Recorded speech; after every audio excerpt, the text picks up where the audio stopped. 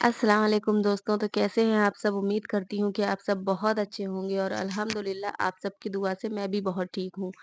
तो हाज़िर हूँ फिर से एक नई कहानी के साथ, स्टोरी मोटिवेशनल स्टोरी के साथ। तो देखते हैं कि ये स्टोरी आपकी लाइफ़ में क्या चेंज लेकर के आती है। पिछली वीडियो को आप लोगों ने बहुत प्यार दिया और अगर कहानी अच्छी लगती है मेरी तो आप दूसरों तक पहुँचाइए, शेयर कीजिए, लाइक कीजिए और एक प्यारा-सा कमेंट ज़रूर कीजिए ताकि मुझे भी पता चले कि आप लोग की थिंकिंग क्या है मुझे लेकर, मेरी कहानियों को लेकर के। तो अगर कहानी अच्छी लगती है तो प्लीज़ एक कमेंट ज़रूर कर दिया करिए अगर पूरी कहानी आप लोग सुनते हैं। तो चलिए कहानी स्टार्ट करते हैं। तो ये कहानी है 2 बच्चों की, बच्चे नहीं मतलब थोड़ा बड़े थे, वो स्कूल में पढ़ते थे और वो दोनों ही टॉपर थे, एक लड़का, एक लड़की। तो टीचर उनसे एक दिन बोलती है कि तुम दोनों ही बहुत अच्छे हो पढ़ाई में, कैसे? तो लड़की बोलती है, जवाब देती कि मैं तो किस्मत के भरोसे हूँ, मुझे किस्मत पे अपनी पूरा भरोसा है।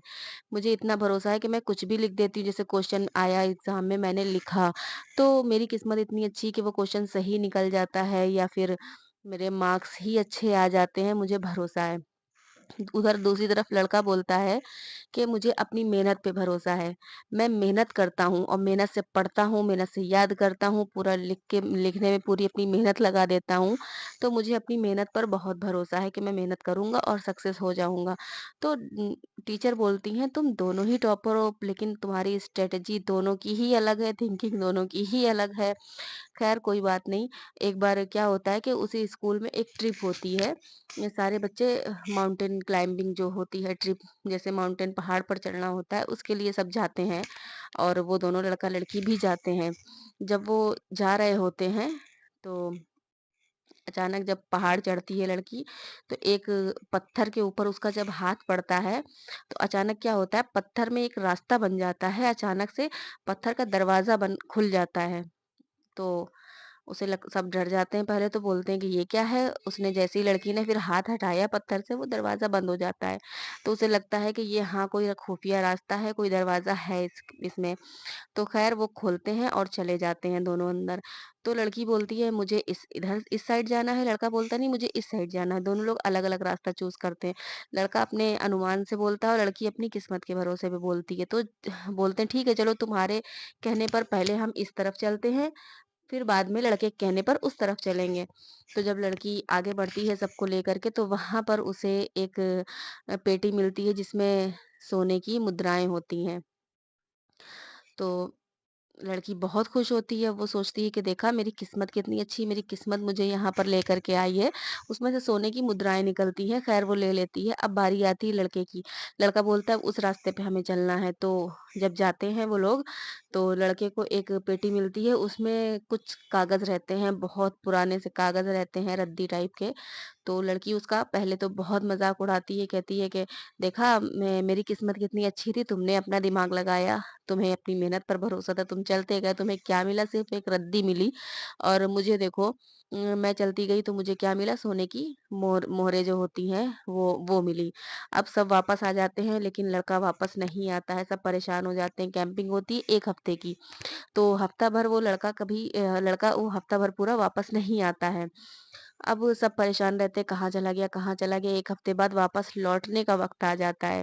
तो जब वापस लौटने का वक़्त आता है, अचानक वो लड़का वहाँ पे हाज़िर हो जाता है, अचानक कहीं से निकल कर आ जाता है। तो सब उससे पूछते हैं, "तुम कहाँ चले गए थे, कहाँ चले गए थे?" लड़का बहुत खुश दिख रहा होता है और लड़का बोलता है कि चलो मैं तुम्हें दिखाता हूँ। फिर उन सबको वो उस जगह पर ले जाता है जहाँ पर वो था, वो जो 1 हफ्ते से जो वो जगह-जगह ढूँढ रहा था, वहाँ पर सबको लेकर के पहुँचता है। और जब वहाँ सब पहुँचते हैं तो फिर बहुत हैरान हो जाते हैं, पता है क्यों? क्योंकि इसलिए कि वो एक हीरे ज़वारात से भरी हुई खान में पहुँच गया था, जो खानें होती हैं ना, हीरे जहाँ पर बनते हैं, वहाँ पर पहुँच गया था। और वो जो कागज़ थे वो रद्दी नहीं थे, वो एक नक्शा था, जहाँ पर सारे हीरे ज़ेवरात सारे छुपा कर के रखे गए होंगे राजा-महाराजा के टाइम पर। तो वो उस खान तक पहुँच गया था और उसे पूरी खान का अ, अपने आप को वो मालिक ही समझ रहा था क्योंकि वो उसी ने ढूँढी थी, उसी ने खोज करी थी, तो वो उसी की हुई थी। तो फिर वो लड़की से बोलता है कि तुम्हें अपनी किस्मत पे भरोसा था ना? तो किस्मत में अगर भरोसा रखोगी तो सिर्फ़ उतना मिलेगा जितना तुम्हारी किस्मत में लिखा है। लेकिन अगर तुम मेहनत पे भरोसा रखोगी, तो तुम अपनी मेहनत से जितना चाहो उतना हासिल कर सकती हो। तुम्हें अपनी किस्मत पे भरोसा था, तुमको 1 पेटी मिली, तुम उसमें खुश हो गई, लेकिन मुझे अपनी मेहनत पर भरोसा था। मैंने उस रद्दी में जब देखा तो उसमें पूरा नक्शा बना हुआ था, जब उन कागज़ों को जोड़ा और उस नक्शे पे बस मैं चलता गया, 1 हफ्ते के बाद मुझे वो रास्ता आखिर मिल ही गया जहाँ का ये नक्शा था, मैं वहाँ पर मंज़िल तक पहुँच गया, जब खोला तो वहाँ पे हीरे से भरी हुई एक खान थी। तो अगर आप भी किस्मत के भरोसे हैं, देखिए कहानी तो ये बहुत छोटी-सी है लेकिन ये क्या सीख देती है कि अगर आप किस्मत के भरोसे हैं तो सिर्फ़ वो ही मिलेगा आपको जितना किस्मत में लिखा होगा सिर्फ़ उतना मिलेगा।